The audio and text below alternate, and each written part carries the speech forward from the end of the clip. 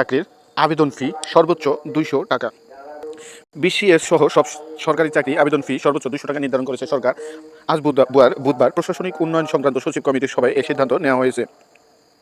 সভা শেষে সাংবাদিকদের এ তথ্য জানান জনপ্রশাসন মন্ত্রণালয়ের সিনিয়র সচিব। তিনি আরও জানান, বিসিএস এর প্রতিবন্ধী আবেদনকারীদের অন্যদের মতো নির্ধারিত ফির বাইরে বাড়তি কোনো অর্থ দিতে হবে না।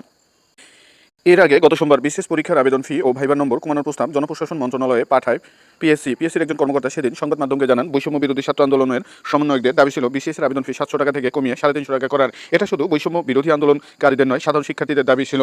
তাদের দাবির প্রতি সম্মান দেখিয়ে প্রস্তাব করা হয়েছে। আর প্রতিবন্ধী শিক্ষার্থীদের ক্ষেত্রে আবেদন ফি 100 টাকা থেকে কমিয়ে 50 টাকা করার প্রস্তাব করা হয়েছে। তিনি আরও জানান, বিশেষ পরীক্ষায় মৌখিক পরীক্ষার নম্বর 200 নম্বরের স্থলে 100 নম্বর করার প্রস্তাব করেছে জনপ্রশাসন মন্ত্রণালয়। যাই হোক, আবেদন ফি কমলো, সামনে ভালো ভালো বেশ কিছু সার্কুলার আসবে।